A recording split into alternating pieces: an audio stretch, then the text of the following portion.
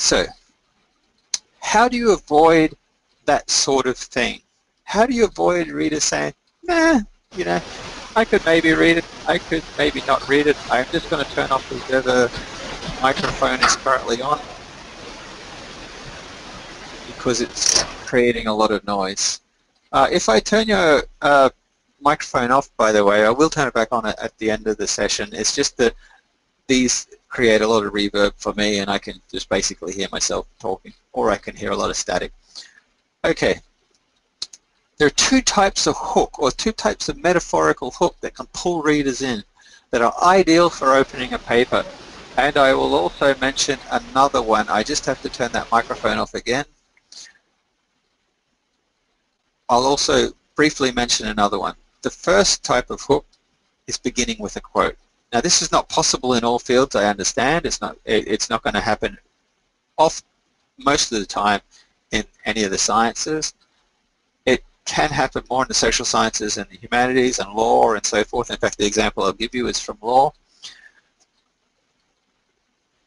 But there's another type of hook I can show you as well, and that's mentioning a trend. Now, as you've all probably done at some stage, mentioning a trend is usually a prelude to stating a gap in the literature, and there are pitfalls to that as well. Remember that we need to hook people into the paper. We can't assume that people are interested as much. You can't assume that people are as interested in the paper as you were to writing the paper. So let's take a look. Now this first example is the example of the quote hook.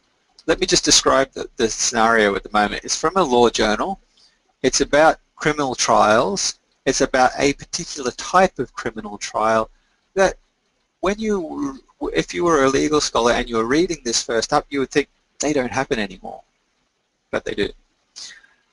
Okay, so this is the scene. The chiefs gave the signal. The chiefs, it sounds kind of old, doesn't it? Everything now being ready for the beginning of the most essential and serious part of the water ordeal. It's about trial by ordeal. I'll just stop there. If you don't know what trial by ordeal is, it's basically when someone is administered a punishment. If that punishment kills them, they're innocent. If they survive the punishment, they have supernatural powers, and therefore they must be guilty. That's pretty bad, huh? Because you're never going to survive it. Anyway, so we're up to the most essential and serious part of the water ordeal. The man who was appointed to administer the water took a large calabash, it's a big cup, a kind of bowlish thing, measuring about a pint, which is a lot, filled it quite full with the prepared water. Then he filled another till the accused had consumed 5 pints. Then the accused wished for some respite, which being granted, he directly began to puke and threw up a great deal of water. Not surprisingly, clearly he was guilty. So here's how the introduction starts. This scene describes the judicial ordeal, that peculiar and astonishing form of criminal trial made famous by Dark Age era Europeans. So let's think about this. The scene has been set, okay? It's an old-fashioned sort of thing. It's something that's obviously brutal. Okay, this is not even the worst version of it if you know something about the field. It often had to do with water, usually to do with drowning. And it was used in Europe during the Dark Ages, after 900 CE, before 1500. It's something that's gone. So what's the guy trying to make a point about? But this ordeal didn't take place in Dark Age Europe. It took place in early modern Sierra Leone. Or in other words, it took place in the last century. These forms of punishment still exist. So what this hook does is not only build up a kind of image in the person's mind of what the sort of punishment is about and how it would affect a person, but it also says, get this idea out of your mind that no longer happens. It still happens. Okay, this was incidentally written in the 1990s, so it was a little bit fresher then. So this sort of hook basically gets the person going in one direction, thinking a certain thing, and then pulls them back the other way. It's like a fish on a hook on a fishing line. You get pulled back the other way.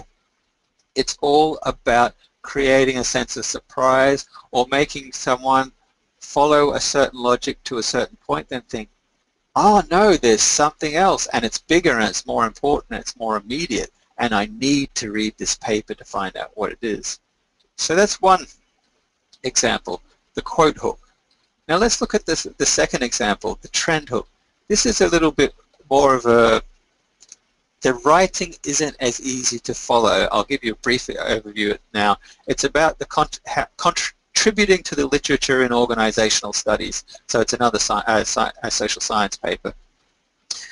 The point here is that it uses a trend to show that a field has a surprising dark spot. Now, all of you, a lot of you are probably thinking, oh, okay, we all point to gaps in knowledge, gaps in the literature. This is particularly true in social science, worded in that way. In science, it's worded differently, but it's the same sort of thing. Looking in new areas of knowledge, looking where people haven't looked before, or looking at an aspect of a problem that hasn't been properly addressed. But you have to do that by giving some sort of context straight away, or you'll lose your reader's interest. Here's the example. What constitutes a scientific contribution in the field of organizational studies? How do authors construct contribution in their written work? That's all a bit kind of abstract, but this is the important thing. Despite the centrality of the notion of contribution to the institution of science and the increasingly evident interest practitioners of science have in that notion, no empirical work has examined the concept of contribution. Okay, you can read the rest yourself. Here we have, if we read it backwards, okay, we have the gap, then we have the trend, increasingly evident interest, then we have the context. So first the reader encounters it the other way, they encounter the context. Everyone thinks contributing to the literature is important. In science, in any social sciences, in the humanities, anywhere. Okay, building the field of knowledge. And people are paying more and more attention to the notion of contribution or what that means, but no one's looking at it. So it's a kind of a graded thing. It starts pulling people in bit by bit by bit by bit. It also, incidentally, you know, it takes the burden of the trend off the person's back. It also, incidentally, makes a case for investigating further in such a short way.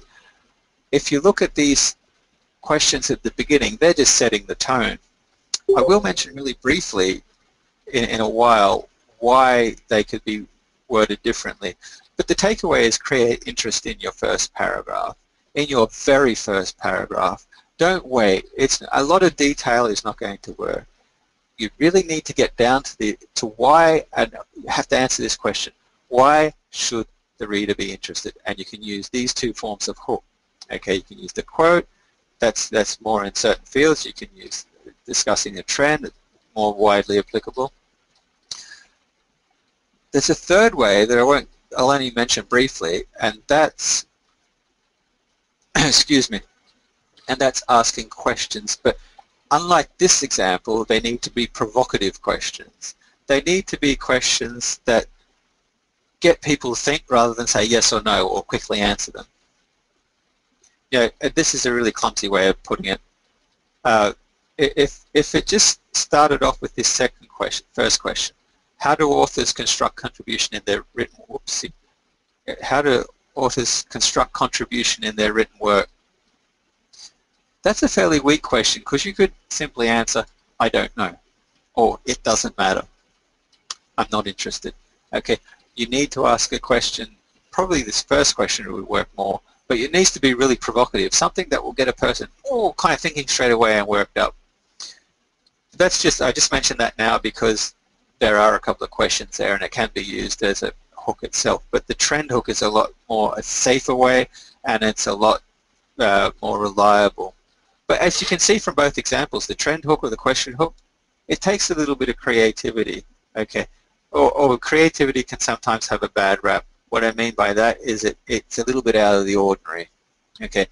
One of the things that journal editors constantly say is this: people who write better publish more, okay? You might have the better research results, you might have the better approach to your field. A constant complaint to journal editors is, well, how come this person is publishing more? And the answer always is they write better. It's clearer, it's easier to understand, they generate interest a lot quicker, and they can sustain their argument or sustain their, their discussion. So these are the two ways that you can do it, and this third, asking questions. What are the things that defeat that purpose? What are the things that are actually make bad writing, or, sorry, excuse me, bad writing that doesn't seem like bad writing, but it is when the reader thinks, oh, I just have to keep on going. I just have to read more of this. So one of the things is, many authors identify a gap in knowledge, but fail to explain why it's important. This is a constant criticism from journal editors as well. You have, I see a lot of editor and reviewer reports, and a constant criticism, you have described a gap in knowledge, but I can't see why that's even the slightest bit important. Okay, what's apparent to you or what's obvious to you is not always apparent to your audience, and particularly not to the audience that counts right at the beginning, which is the people involved in the journal publication. So your gap can turn into a trap. Okay. Let's have a look at what that means. Now this is a particularly pertinent question. I think I mentioned this just before we started broadcasting properly. This one's about female visitors, mainland Chinese visitors to Hong Kong. Now this is pertinent to us because last week AH Editing spent three full days at a major tourism conference in Hong Kong here, and we got to know more our clients. We also who we normally deal with online. We also got to know people in the publishing industry, and we got to learn more about what exactly social science publishing in particular is expecting of authors. Now, this paper identifies a gap straight away. Despite the growing significance of this market, female travelers have received only limited empirical attention in the tourism literature. Fine. Then it goes on to say, well, because of this gap, I've done this study, and I did A, B, C, and so forth. But the journal editor will ask this: why is the market significant? The reader, actually the journal editor might not, the reader could quite possibly, because this writer has presumed that everyone understands why female travellers are a growing significance of growing significance to the world tourism market. There's no way of answering that. You need some context. If you look at or think back at the example I showed before with the trend, it gives a context. People are interested in this because it's a vital, the contribution,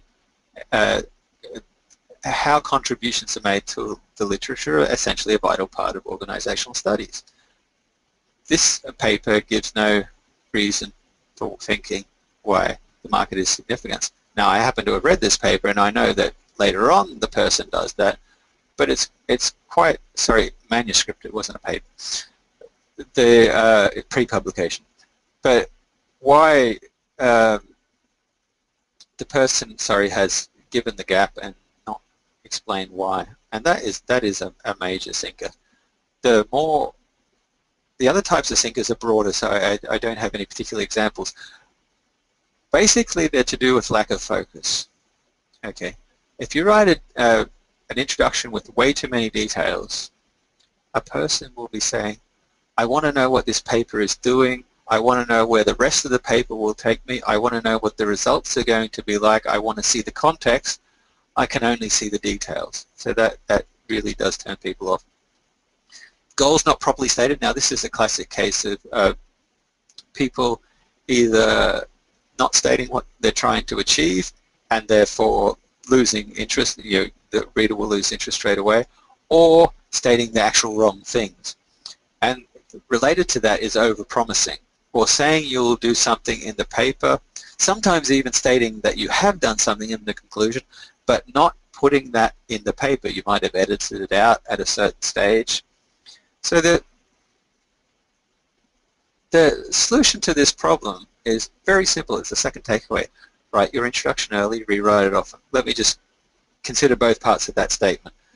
If you write your introduction early, it becomes a platform on which you can build the rest of your paper. Think about a house. A house needs, or a building, any building, needs a foundation.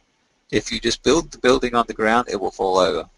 It will sink into the ground and fall over. You need to sink it right down deep. That's what your introduction does. It provides stability for the rest of the paper. So the only way you can do that is to write it early, maybe not first, but certainly once you've got a basic concept of how the rest of the paper will happen. And then go back over it and rewrite it a number of times. Let's work back up this list of sinkers. If you overpromise in your introduction and you have written your paper and then you go back to check your introduction and say, well, actually I didn't mention that anywhere in my paper, strike it out. If you write your introduction, then your paper, and then go back and say, have I stated my goals the way I presented them in the paper? If not, strike it out, change it, go back and check your results again, how you presented your results. And of course, too many details. Too many details are really obvious because I would almost guarantee it. I've seen this so many times in the last 17 odd years now. I've been an editor.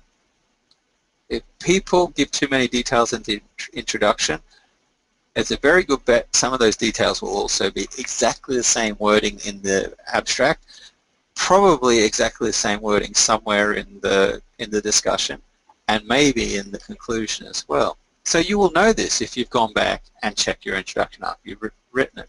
And it does involve going back and forward and checking and rewriting. So that's the other sinker. They're the other sinkers. They're broad. Okay, so don't forget these points, and I'm using, if you might recognize the same man as last time, I use it in every webinar I do because I just love that picture. Because it just sums up the keeping things in mind so well. Your introduction, it's not just about conveying information. It's primarily about getting people interested in what you're writing. Your introduction should always generate that interest. You can use hooks to highlight anomalies or create anomalies. We saw the anomaly of the way that the quote was given on the judicial water ordeal, and then the anomaly was moving the moving the reader in one direction, then pushing them back the other way. Okay, to create a sense of, oh yes, there's something really here. And the other anomaly is showing a trend and then showing that no one's considering that trend. So really working on gaps in the literature and really expressing why they're important. And avoid sinkers that defeat interest. Or what it all comes down to with sinkers is do what the journal editors want you to do. Write clearly. Okay, and writing clearly, it means writing concisely. It means not repeating yourself unnecessarily, and so forth. And write your introduction more than once. As I said, as early as possible, and then go back over it to make sure that there's nothing, there's not too much repeated, it's not exactly the same words, you've actually focused on what you should be focusing on. Writing, as I'm sure you all know, is a craft. It's not something that's precise. You can't create it from a template. You need to work on it. You need to work on it. You need to work more on it each time. Some people find that easier than others, and of course most of you are writing in a second language, which is incredibly hard. But the basics are there, from your own language. You know how to put a point across, and it's a matter of changing that into the correct grammatical and syntactical forms. Just briefly, before we go on to any questions and answers, I just want to mention our webinar next time around. It's almost 4 weeks away. We're pushing on with the kind of body of a paper. We're looking at it, logical construction of paragraphs. Okay, so the title is It's Only Logical. We're focusing on the main body. We've gone from the abstract in webinar 1 to the introduction now to the main body now, and we'll look at other parts of the paper later on. Once again, it won't be focusing on the main body, how to write the main body of your paper, you know that. It's focusing on why paragraphs are more important than sections. Now, I need to mention this now so I'm not misunderstood. It's not about why paragraphs should replace sections.